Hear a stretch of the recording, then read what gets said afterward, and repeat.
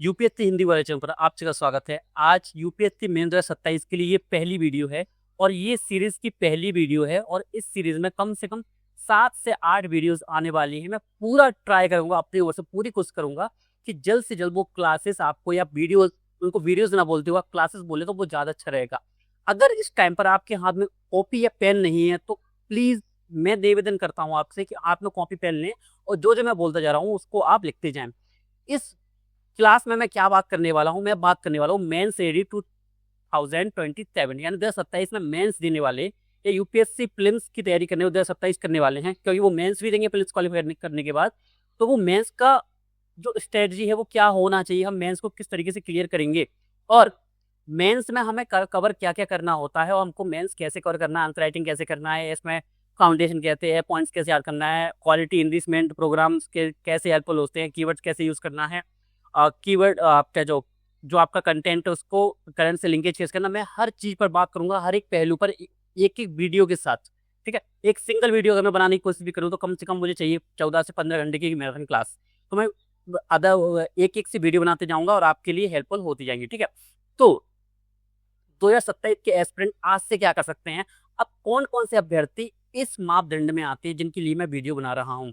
ठीक है, तो आप में से कई सारे अभ्यर्थियों की अभी जो हालत है वो अलग अलग होगी। मैंने हालत शब्द का यूज क्यों किया, क्योंकि अगर फर्स्ट में आपको ऑप्शन दिखाऊं तो वो है जिनका फाउंडेशन खत्म हो चुका है। फाउंडेशन का मतलब होता है कि आपने मेंस के कंटेंट को, मेंस के सिलेबस को अच्छे टीचर्स के द्वारा, या टीचर्स से आपने क्लासेस नहीं किया, ऑफलाइन क्लासेस की हो, ऑफलाइन नहीं की हो तो ऑनलाइन की हो, अगर ऑनलाइन क्लासेस भी नहीं की हो तो आपने किसी मेंटर्स की हेल्प से या विदाउट मेंटर की हेल्प से आपने सिलेबस को नोट्स के अकॉर्डिंग अच्छे से पढ़ा होगा। यानी आपको किसी भी सब्जेक्ट की एक अच्छी प्रॉपर नॉलेज है। मैं प्रॉपर नॉलेज का मतलब ये नहीं कि आपको सब कुछ याद है, आपको बेसिक नॉलेज है। जैसे कि फर्स्ट टॉपिक आप पढ़ोगे तो क्या पढ़ते हो आप संविधान में, तो आप पढ़ते हो ऐतिहासिक पृष्ठभूमि। ऐतिहासिक पृष्ठभूमि 1773 से क्यों स्टार्ट होता है, 1773 एक्ट क्यों आया, उसके बाद 1781 का एक्ट ऑफ सेटलमेंट एक्ट क्यों आया, उसके बाद 1784 में फिट्स एक्ट क्यों आया, उसमें क्या क्या प्रावधान थे।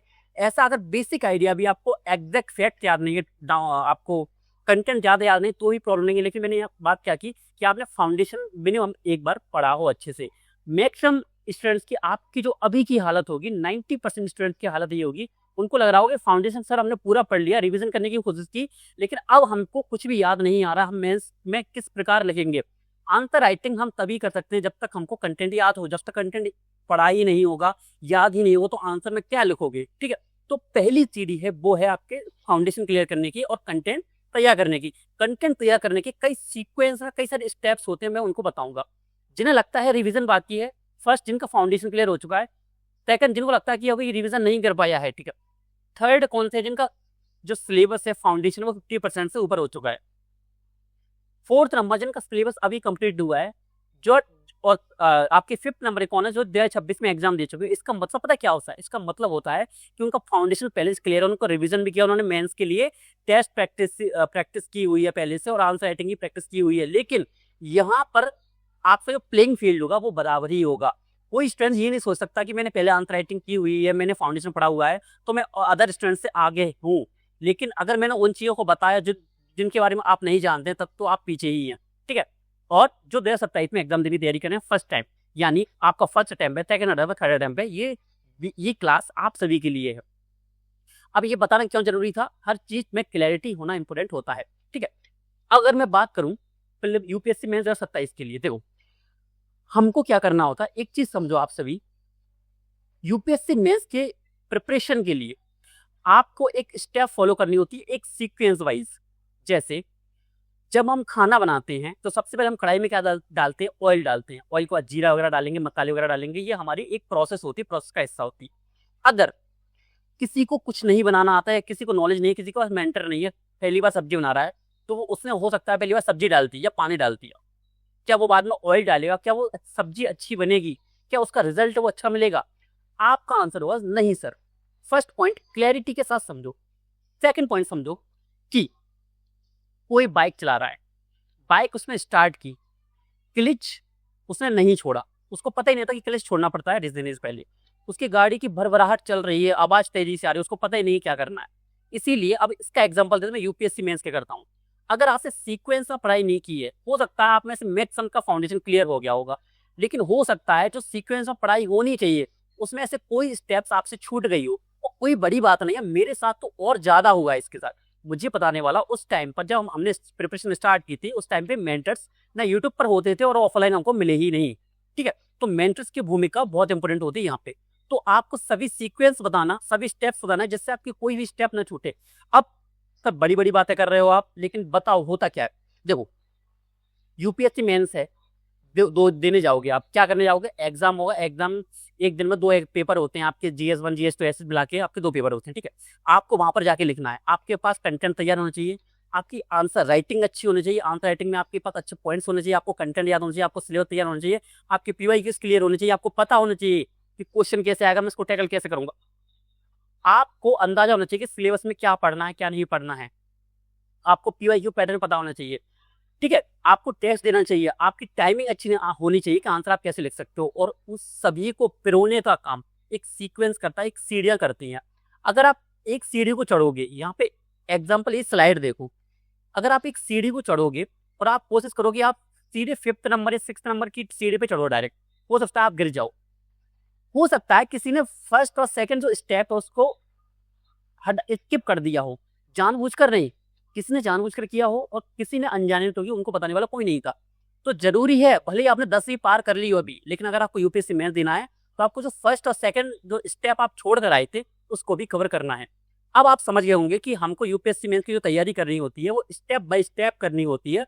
अगर कोई स्टेप छूट भी जाता, जो आपका छूट गया होगा हो सकता है, तो उसको अब कैसे कवर करेंगे, क्योंकि मैं 0 टू हीरो वाली बात करता हूँ हमेशा। ठीक है, अब ये वीडियो यूपीपीसीएस मेंस वालों के लिए बहुत इंपॉर्टेंट है। जो चीजें मैं यूपीएससी मेंस के लिए अप्लाई करने के बोल रहा हूँ, एज इट इज उठा के उसको यूपीपीसीएस मेंस में अप्लाई आप तभी कर दोगे। ठीक है, अब आते हैं, मैं आपको पूरी चीजें बताती हूँ। यूपीएससी मेंस अगर आपको देना है तो आपके पास टाइम है जुलाई का, 15 दिन है आपके पास। 15 जुलाई को मैं एक नया ग्रुप, या पहले से मेरे पास ग्रुप डला हुआ है, एक चैनल है, उसको ओपन करूंगा मैं 2027 के मेंस के लिए। जो भी पूरा फ्री ऑफ कॉस्ट रहेगा, टेंशन लेने वाली बात नहीं है, लेकिन जो सीरियस स्टूडेंट सिर्फ उसी को ज्वाइन करेंगे। 15 जुलाई को आपको वो चैनल की लिंक, मुख्य चैनल की लिंक, मुख्य चैनल में आपको मिल जाएगी। मुख्य चैनल क्या है आपका, यूपीएससी हिंदी वॉरियर्स, उसकी लिंक डिस्क्रिप्शन में है, आप अभी उसको ज्वाइन कर लीजिए। 15 जुलाई से लेकर अगस्त, सितंबर, अक्टूबर, नवंबर और दिसंबर, इसमें यूपीएससी वालों के पास टाइम है 31 दिसंबर तक, लेकिन मैं टाइम नहीं मानता इसको। 5 महीने है प्रॉपर। 15 दिन आप ऐसे मान के चलिए, किसी दिन आप बीमार हो जाते, किसी दिन कोई काम पड़ जाता, किसी दिन आप पढ़ नहीं पाते, किसी दिन मन नहीं करता, ये सभी चीजें हटाते हुए हम 15 दिन साइड में कर देंगे। तो यूपीपीसीएस मेंस वालों के लिए ये महीना भी नहीं है, वो मान के चलो तो अक्टूबर नहीं है, उनके पास 3 महीने हैं। तो 3 महीने में जो स्टेप्स मैं बता रहा हूँ, जितनी फॉलो हो सकती है उनको फॉलो करो। मैं यूपीपीसीएस मेंस के लिए स्पेसिफिक वीडियो बनाऊंगा, अभी मैं यूपीएससी को प्रायोरिटी दूंगा इस क्लास में। ठीक है, फर्स्ट, अब इसके जो तत्व है जो हमको पता होने चाहिए, जिन पर हमने काम किया हो, मैं काम बताऊंगा आपको कैसे करना है। ठीक है, फर्स्ट, सिलेबस डिकोड आपने किया है क्या, या सिलेबस डिकोड आपने अच्छे से किया है क्या, खुद बैठ के टीचर ने बता दिया सर डिकोड क्या होता है, सिलेबस में हम ऐसा क्या देखेंगे डिकोड होना, मैं बताऊंगा इसी क्लास में, और बाकी चीजें मैं अब बाद में बताऊंगा। Second, notes making and understanding. आपने फाउंडेशन कोर्स पढ़ लिया, आपके पास नोट्स हो चुके हैं बड़े बड़े, क्या आप उन नोट्स को पढ़ के यूपीएससी मेंस के आंसर लिख पा रहे हो सकता है लिख भी पा रहे हो, क्योंकि टीचर क्या करते हैं, पढ़ा देते हैं जो क्वेश्चन आ गया होता है उसके बारे में। लेकिन आप क्या करोगे, 2026 का जब मेंस लगेगा ना, मैक्सिमम स्टूडेंट्स यानी 99% स्टूडेंट्स फाउंडेशन के जो अपने नोट्स होते हैं उससे यूपीएससी मेंस के क्वेश्चन को टैकल करने की हालत में नहीं होते। ये तो मैंने बात की यूपीएससी मेंस की, वो टेस्ट सीरीज के क्वेश्चन को भी सॉल्व नहीं कर पाते हैं। कारण क्या है, फाउंडेशन के नोट्स होते हैं अंडरस्टैंडिंग के लिए कि हमको सब्जेक्ट की जो नॉलेज है वो कितनी है, और यूपीएससी मेंस के लिए हमको क्या करना था, क्या होता है, जो अंडरस्टैंडिंग है उसको हमको एक शॉर्ट नोट्स बनाना होता है, जिसमें हम इंट्रोडक्शन तैयार रखते हैं, मेंस के पॉइंट्स तैयार रखते हैं, मल्टी डायमेंशन रूप में उसको पढ़ते हैं। जैसे आर्टिफिशियल इंटेलिजेंस है, आर्टिफिशियल इंटेलिजेंस के सामाजिक पक्ष पर क्या प्रभाव पड़ रहा है, राजनीतिक पक्ष पर क्या प्रभाव पड़ रहा है, महिलाओं पर क्या प्रभाव है, वृद्ध लोगों पर क्या प्रभाव है, बच्चों पर क्या प्रभाव है, सामाजिक कृत्रिम जो बुद्धिमत्ता है उसके भारत में क्या क्या आपको देखने को मिलता है, या उसका जो पैटर्न है वो इंडिया में क्या देखने को मिलता है, सरकार इसके बारे में क्या कर रही है, इसको इकोनॉमी के पर्सपेक्टिव से पढ़ेंगे, इसको एथिक्स के पर्सपेक्टिव से पढ़ेंगे। ये इकोनॉमी में भी क्वेश्चन आएगा, ये एथिक्स में भी आएगा, ये GS2 में आएगा, ये GS1 में भी आएगा। तो उस बेसिस पर आपके नोट्स तैयार होने चाहिए प्रॉपर। जब आप फाउंडेशन पढ़ते हैं तब आप बेसिक पढ़ लेते हैं कि कृत्रिम बुद्धिमत्ता क्या है और समस्या क्या होती है, सामाजिक समस्या है। यूपीएससी मेंस पूछता है दोनों को लिंक करते हुए, तो वो नोट्स आपके पास तैयार होना चाहिए। यानी सेकंड होता है नोट्स मेकिंग एंड अंडरस्टैंडिंग। आपकी अंडरस्टैंडिंग पहले से और अच्छी कब बनेगी, जब नोट्स मेकिंग आपकी किसके लिए हो, स्पेसिफिक मेंस के एग्जाम के लिए। आपके पास जो अभी नोट्स होंगे, जो यूपीएससी मेंस की जो आपने फाउंडेशन में किसी टीचर से बनाए होंगे, वो अंडरस्टैंडिंग के लिए थे, वो मेंस के एग्जाम के लिए नहीं थे। आप एग्जाम के एक दिन पहले अपने 400 से 500 पेज के नोट्स, मैं एक नोट्स की बात नहीं कर रहा हूँ, GS1 की अगर आप बात करोगे, ज्योग्राफी है, world geography, Indian geography, human geography, history है, वर्ल्ड हिस्ट्री है, आर्ट एंड कल्चर है, मॉडर्न हिस्ट्री है, इंडियन सोसाइटी है, ये सेकंड पेपर लगता है उसी का, पॉलिटी लगेगा, गवर्नेंस आएगा, उसमें सोशल जस्टिस आएगा। ठीक है, इतने सारे सब्जेक्ट के नोट्स हो जाते हैं। फाउंडेशन की अगर मैं बात करूं, कम से कम 600 से 700, क्या आप उसको रिवाइज कर पाओगे? मैं आपसे बोलूं, कैसे टॉपर्स बोलते हैं ना, देखो मेरे एक पेज में पूरा एक टॉपिक का नोट्स आ गया था, वो मैं बताऊंगा कैसे बनाना होता है। थर्ड होता है आंसर राइटिंग। आंसर राइटिंग कहाँ से स्टार्ट करना है, 0 to 0 वाली, वो पता होना चाहिए आपको। आंसर राइटिंग इतने स्टार्ट कर दिया, आंसर राइटिंग आप स्टार्ट कर दोगे, इंट्रोडक्शन क्या होना चाहिए, पॉइंट्स होने चाहिए, आपको समझ में आना चाहिए पहले कि आंसर राइटिंग है क्या, क्यों करवा रहे हैं, क्यों। जब तक आप इस बेसिस किस बेसिस पर बनाया गया पैटर्न है आंसर राइटिंग का, उसको नहीं समझोगे, तब तक आप आपके आंसर में निखार नहीं ला पाओगे। ठीक है, आपको समझ में नहीं आएगा करना क्या है। फोर्थ है मेंस का WSQ, या इसको मैं बोलूंगा PYQ। मेंस की PYQ किस तरीके से हेल्प करते हैं, आपको लगता होगा कि मेंस की PYQ पढ़ लो, इंपोर्टेंट टॉपिक्स पता चल जाते हैं। मैं आपको मेंस की PYQ को 4 से 5 टाइप से एनालिसिस करना सिखाऊंगा। फिफ्थ है आपका रेडीमेड नोट्स। ये बताना आपके लिए जरूरी है, ये 15 के 15 पॉइंट, या तो आप इसको स्क्रीनशॉट ले लीजिए, स्क्रीनशॉट से बहुत अच्छा होगा। ये खराब तरीका है स्क्रीनशॉट लेना। इस बार मैं हर बार बोलता हूँ स्लाइड का स्क्रीनशॉट ले लीजिए, हर बार चीजें अलग अलग होती है। इन 15 की 15 हेडिंग्स को आपको लिखना है। ऊपर हेडिंग लिखोगे आप यूपीएससी मेंस 2027, लास्ट आपके पास 130 दिन या 150 दिन है आपके पास, और आपको ये 15 चीजों पर काम करना है। अगर आपने 15 चीज में से एक भी चीज मिस की, यानी आपने 14 पे काम किया, 15 पे काम नहीं किया, तो यूपीएससी मेंस के लिए आप जो अन्य अभ्यर्थी जो मेहनत कर रहे हैं, इंग्लिश मीडियम वाले, क्योंकि हिंदी मीडियम वालों का जो कॉम्पिटिशन है वो इंग्लिश मीडियम वालों से ही है, ठीक है, तो वो आप उनसे बहुत पीछे हो जाते हो। ठीक है, सिक्स्थ है शॉर्ट नोट्स, जो कि किसका भाग है, नोट्स मेकिंग का। नोट मेकिंग और शॉर्ट नोट में डिफरेंस होता है, मैं आपको बताऊंगा। सेवेंथ होता है वैल्यू एडिशन। वैल्यू एडिशन क्या है, कंटेंट कहाँ से लाएंगे, डेटा कैसे लाएंगे, कैसे रवि कुमार सयाकी जब कॉपी में लिखते हैं, उनको बहुत सारी समितियों के नाम याद होते हैं, बहुत सारे फैक्ट्स याद होते हैं, बहुत सारे डेटा याद होते हैं, कैसे वो फसाई के, NFHS के डेटा, PLFS के कैसे डेटा लिखते हैं, डायमेंशन आंसर में कैसे निकालोगे, और अपने नोट्स में कैसे कवर करोगे, करंट अफेयर्स को लिंक कैसे करना है मेंस में, प्रीलिम्स की बाद में मैं अलग से बात करूंगा, लेकिन मेंस में कैसे कवर करोगे। 10वां यूनिट वाइज एनालिसिस कैसे करना है, यूनिट वाइज एनालिसिस और PYQs की माइक्रो थीम्स मैं बनाकर दूंगा आपको। PYQs जिसकी मैंने बात की। 12वां नंबर पॉइंट है आपका रिवीजन शेड्यूल कैसा हो कि आप मेंस के इतने सारे सब्जेक्ट्स को एक धागे में पिरो कर line by line multiple time दिसंबर तक आप इसको रिवाइज करो, उसके टेस्ट लगाओ, उसके आंसर्स लिखो। 13 नंबर है आपका साइंटिफिक एंड प्रैक्टिकल, उसको अप्रोच को कैसे आपको एग्जीक्यूट करना है। आपने पढ़ लिया, अगर आप उसको आंसर में नहीं उतार पा रहे हैं, आप उसको एक टाइम लाइन के अंदर एक आंसर में नहीं लिख पा रहे हैं अच्छे आंसर में, तो पूरी पढ़ाई बेकार है, क्योंकि आपको एग्जैक्ट जाके आपको एग्जाम देना ही है मेंस का। 14वें नंबर का है आपका टेस्ट सीरीज। टेस्ट सीरीज आपको देनी ही होगी, मजबूरी, चाहे रो या गाओ कुछ करो। 15वां नंबर है आपका 500 आंसर्स आपको लिखने हैं, हाई क्वालिटी वाले। Total of number of answers आपके 1000 से ऊपर, 1200 से ऊपर निकलने चाहिए, दिसंबर तक का बोल रहा हूँ मैं। अब इनको कैसे कैसे करेंगे वो मैं आपको अलग अलग वीडियोस के थ्रू बताऊंगा, लेकिन ये वीडियो का जो मेरा जो उद्देश्य था वो आपको बताना था कि ये बताना था, जो आप समझ गए होंगे कि देखो यूपीएससी मेंस की स्ट्रेटजी कैसे काम करती है। एक स्टेप वाइज सीक्वेंस होता है, उस स्टेप्स की 15 भाग होते हैं, हमको उसको इसी सीक्वेंस में पढ़ना होता है। अगर इसमें से कोई सीक्वेंस आपका छूट गया हो तो उसको आप कैसे करोगे, मैं वो हर एक के लिए सिंगल वीडियो के द्वारा आपको बताते जाऊंगा। पॉसिबल हो सकेगा तो हर 1 या 2 दिन में मैं इन वीडियोस को अपलोड करूंगा, जिससे ज्यादा आपकी हेल्प होगी। फर्स्ट जो चीजें सिलेबस को डिकोड करना, वो मैं आपको अभी सिखाता हूँ। ये काम कौन कौन करेगा, देखो जो काम मैं अभी करवा रहा हूँ ना, किसी को लग रहा है सर मैंने फाउंडेशन पढ़ लिया, मैंने आंसर राइटिंग भी की है बहुत बार, हो सकता है कुछ स्टूडेंट्स हमारे बोलेंगे सर हमने तो आंसर राइटिंग की हुई है। सभी को, जो जीरो हूँ अभी फाउंडेशन में और जो हीरो हूँ अभी भी, उनको लगता हूँ अपने मन में कि हम हीरो हैं, सभी को ये काम करना है। अगर आप ये काम नहीं कर रहे हो तो इस सीरीज को आप यहीं पे छोड़ सकते हो। हमें सिर्फ सीरीज अभ्यर्थी चाहिए जो कि हमारे जो निर्देश हैं उनको अच्छे से फॉलो करें, क्योंकि देखो हमको कुछ नहीं मिल रहा, हम अच्छी फ्री ऑफ कॉस्ट दे रहे हैं इस मामले में, ठीक है। मैं आपको मेंटरशिप मेंस के लिए फ्री ऑफ कॉस्ट दे रहा हूँ। हो सकता है कुछ कोर्सेज अलग आए, ये वाला कोर्स नहीं, कुछ कोर्सेज अलग आए, जैसे आंसर राइटिंग कोर्स अलग आ सकता है। आंसर राइटिंग मैं समझ इसको मैं फ्री ऑफ कॉस्ट दूंगा, लेकिन आंसर राइटिंग सिखाना, आपके आंसर चेक करना, हो सकता है अलग कोर्स आ जाए, आपका निबंध का कोर्स अलग आ जाए, लेकिन उसको मैं साइड में रखता हूँ, अभी उसके बारे में बात नहीं करता। लेकिन ये काम सबको करना है, जिसका तीसरा अटेम्प्ट है, चौथा अटेम्प्ट है, जिससे सब कुछ तैयार है, उसको भी ये काम करना है। जिससे क्या होगा, जब हम कुछ भूल रहे हो, कोई स्टेप हमारी स्किप हो गई हो गलती से, उसको हम कवर कर लेंगे, ठीक है। तो उसमें ये इस चीज समझो, 15 की 15 चीज आप अभी वीडियो को पॉज करके अभी इसको नोट डाउन कर सकते हो। आप अभी वीडियो को पॉज करो और लिखो। चलो फिर मैं स्टार्ट करता हूँ इसको, ठीक है। अब मैं मान के चलता हूँ आपने ये लिख लिया होगा, ठीक है, या नहीं लिखा तो इसको पॉज करके लिख सकते हो, ठीक है। अब इस सीक्वेंस को फाइनल टच में कैसे ले जाते हैं, इस सीक्वेंस में, ठीक है। इसका आप स्क्रीनशॉट ले सकते हो, इसकी कोई प्रॉब्लम नहीं है, ठीक है, इन चीजों के लिए। अब मेरा काम रहेगा, दो तरीके से मेंटर तक वो हेल्प करते हैं। बड़े से बड़े मेंटर्स, अनअकैडमी और बड़ी बड़ी कोचिंग में नाम ले लूंगा, ठीक है, डायरेक्ट ले सकता हूँ। बड़े बड़े टीचर्स जो बहुत अच्छा पढ़ाते हैं, पढ़ाने में बहुत बेस्ट है, मैंने उनका नाम लेता भी हूँ, उनसे पढ़िए।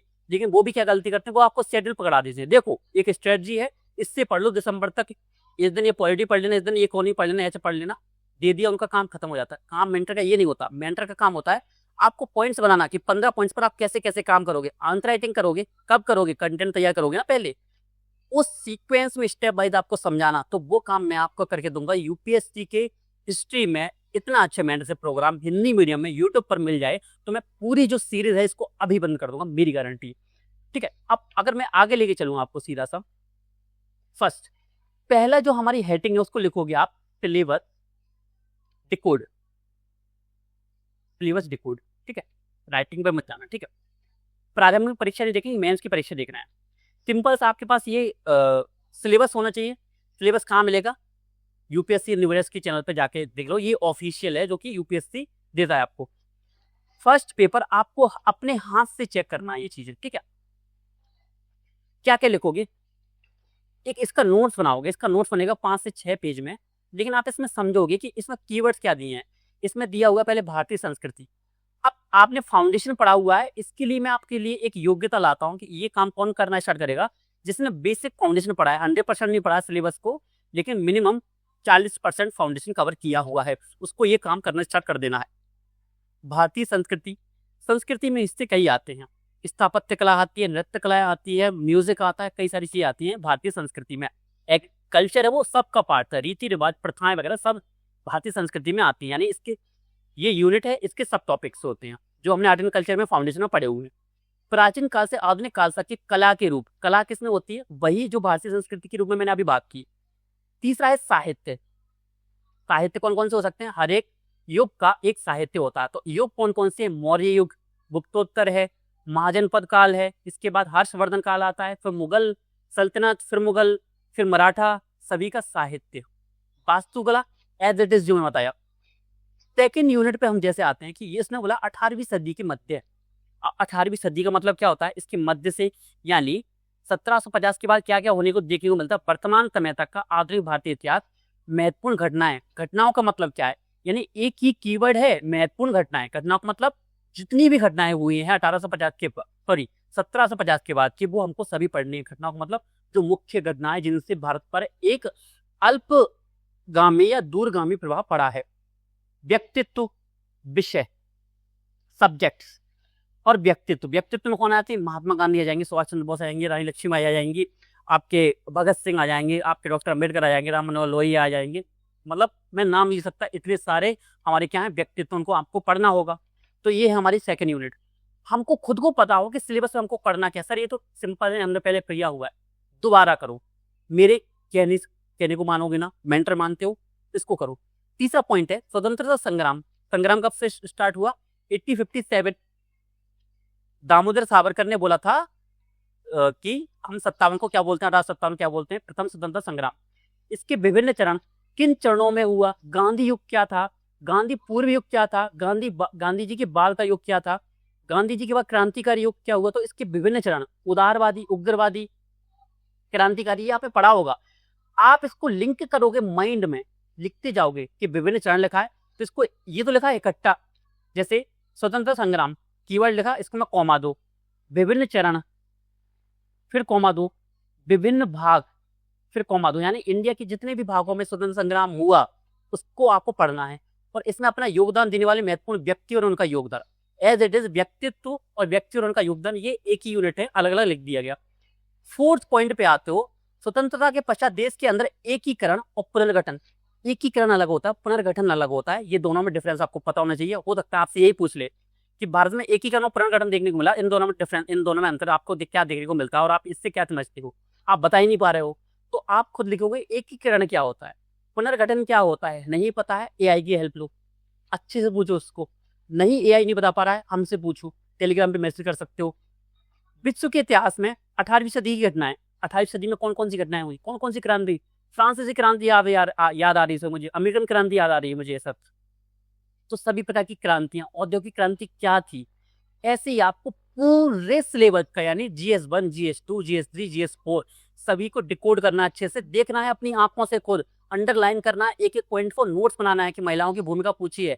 अब महिलाओं की भूमिका किस किस में हो सकती है, सामाजिक रूप से, इसको डायमेंशन में बांटेंगे हम, जितना आप बांट सकते हो, जितना आप माइंड को ओपन कर सकते हो। देखो महिलाओं की भूमिका पूछी है, इसमें और कुछ लगा, लेकिन मैं अपने माइंड का यूज करूंगा।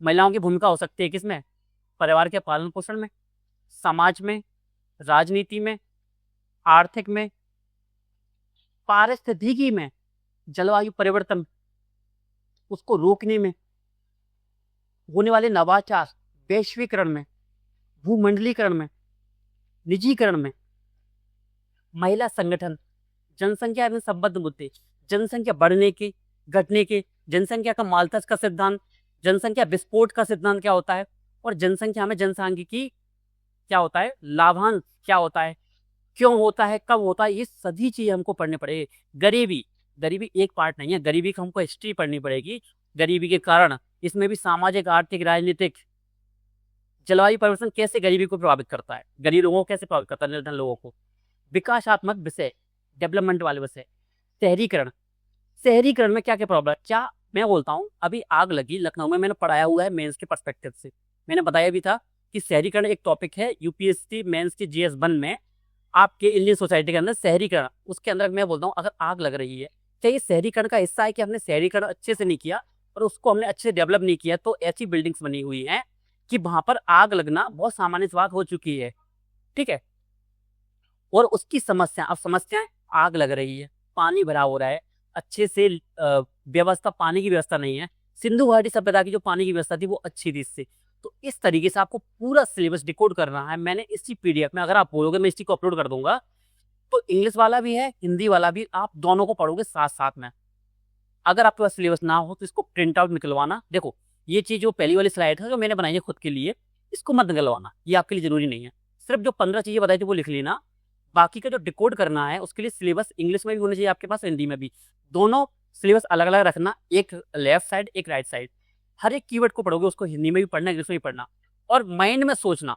माइंड में क्या सोचोगे कि शहरीकरण और उनकी समस्या पूछी है, शहरीकरण में क्या समस्या आ सकती है। मेरे टीचर ने फाउंडेशन कोर्स में क्या क्या पढ़ाया था शहरीकरण में, सर शहरीकरण में उन्होंने पढ़ाया था कि कैसे जल व्यवस्था, जल निकासी व्यवस्था होती है, कैसे बिजली की व्यवस्था होती है, कैसे जनसंख्या की व्यवस्था हो सकती है, कैसे जनसंख्या शहरों की ओर बढ़ रही है, प्रवासन कैसे हो रहा है, उनके रक्षा उपाय, भारतीय समाज का भूमंडलीकरण का प्रभाव, ये भूमंडलीकरण क्या होता है, वैश्वीकरण का प्रभाव, वैश्वीकरण का कैसे, आर्टिफिशियल इंटेलिजेंस से तो पूछा जा सकता है इससे। अब ये माइंड में कैसे आएंगे, ये पॉइंट कैसे बनते हैं, ये नहीं बनेंगे अभी। अगर आप करंट अफेयर्स नहीं फॉलो करते हो तो ये चीजें अपने मन से नहीं बनती हैं। माइंड ओपन कब होता है, जब आप न्यूज़पेपर पढ़ते हो। अगर आप इंग्लिश की न्यूज़पेपर पढ़ रहे हो तो ज़्यादा आपका माइंड अच्छी तरीके से इंडिपेंडेंट थिंकिंग के लिए तैयार होता है। अगर आप नहीं कर पा रहे हो, खुद से न्यूज़पेपर नहीं पढ़ पा रहे हो, तो मैं आपको एक कोर्स प्रोवाइड कर रहा हूँ जो कि फ्री ऑफ कॉस्ट है। आपका जो कोर्स है उसकी जो क्लासेस है वो फ्री ऑफ कॉस्ट है। इसी यूट्यूब चैनल पर जाइए, उस पर क्लिक कीजिए, यूट्यूब चैनल पर जो अभी आपको नीचे दिख रहा है उस पर क्लिक कीजिए। जो प्लेलिस्ट होती है उसके पास में एक कोर्स सेक्शन होता है, कोर्स सेक्शन में जाकर उसकी 7 या 8 क्लासेस कवर हो चुकी है। उसको क्या करोगे, आपको एक क्लासेस से लेकर लगातार देख लीजिए, 7 दिन में 7 क्लासेस कंप्लीट कर लीजिए, आपका माइंड ओपन हो जाएगा एकदम। ये सारी चीजें, ये सिलेबस का पार्ट आपको वहां देखने को मिलेगा। कैसे शहरीकरण की समस्या में अग्नि एक प्रमुख समस्या बनने में आती है और इसके उपाय क्या हो सकते हैं, आप उसमें सब कुछ पढ़ाता हूँ यूपीएससी के मेंस के पर्सपेक्टिव से। ठीक है, आपको ये पूरा सिलेबस है उसको डिकोड करना सिर्फ ऐसा नहीं कि स्वास्थ्य लिखा है तो नोट्स में स्वास्थ्य लिख दिया तो आपका खत्म, हाँ सर डिकोड कर लिया खत्म। स्वास्थ्य, स्वास्थ्य में क्या पूछ सकता है? स्वास्थ्य में पूछ सकता है वो कि महिलाओं का स्वास्थ्य, इंडिया में मोटापा बढ़ रहा है, क्या ये क्वेश्चन बन सकता है? सर मुझे लग रहा है बन सकता है, क्योंकि यूपीएससी मेंस के जीएस 2 में ये सिलेबस में दिया हुआ है। करंट अफेयर्स में सर मोटापा आया था, आपने पढ़ाया भी था। मोटापा, मोटापा बढ़ रहा है, कैसे बढ़ रहा है? इसके पास सर मेरे पास डेटा तो है ही नहीं। डेटा आपके पास इसलिए नहीं है बेटा कि आपने करंट अफेयर की क्लास ली ही नहीं है। अगर आप उसको ले लेते तो आपकी पूरे पॉइंट्स क्लियर होते। तो माइंड ओपन कैसे करना करंट अफेयर्स को पढ़ते हुए, और माइंड ओपन कैसे करोगे डिकोड करते हुए। अब शिक्षा है, शिक्षा माइंड में सोचना, किसी से मत पूछना, ना एआई से ना कुछ से, खुद सोचना कि शिक्षा से क्या क्या सब टॉपिक निकल सकते हैं। एजुकेशन में शिक्षा नीति 2020 पूछी जा सकती है, हमारी शिक्षा नीति में क्या कमियां हैं, क्या सुधार किए जा रहे हैं सरकार द्वारा, क्या किया जा सकता है, और शिक्षा में नैतिकता की भूमिका, शिक्षा में कल्चर, क्या क्या पूछ सकता है।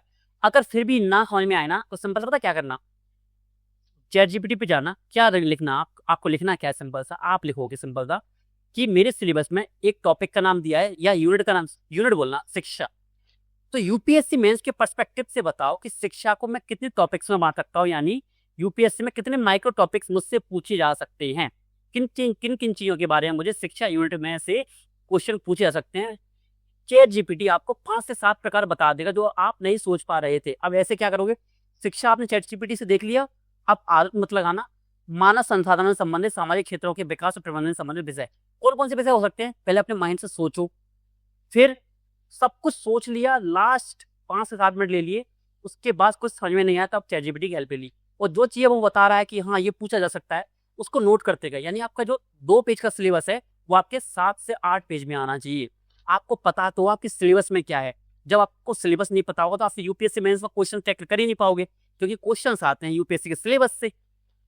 तो पहले सिलेबस कवर करो, और ये काम आप में से 99% बोलता हूं, अगर आपसे बोला हो तो आप 1% में आते हो, किसी ने नहीं बोला होगा इस तरीके से करने के लिए। मैंने आपको बताया ना कि पहले खुद करो, नहीं समझ में आया तो चैट जीपीटी या जेमिनी की हेल्प ले लो, ठीक है। और 7 से 8 पेज का नोट्स बनाओ। कितना टाइम लगेगा इसको बनाने में? कम से कम मान के 10 से 12 घंटे लगेंगे इसको, इसी काम को करने में। किसी को 8 घंटे लग रहा है तो 8 घंटे नहीं 10-12 घंटे ज़्यादा होंगे, 8 घंटे में ये काम हो जाएगा पूरा अच्छे से।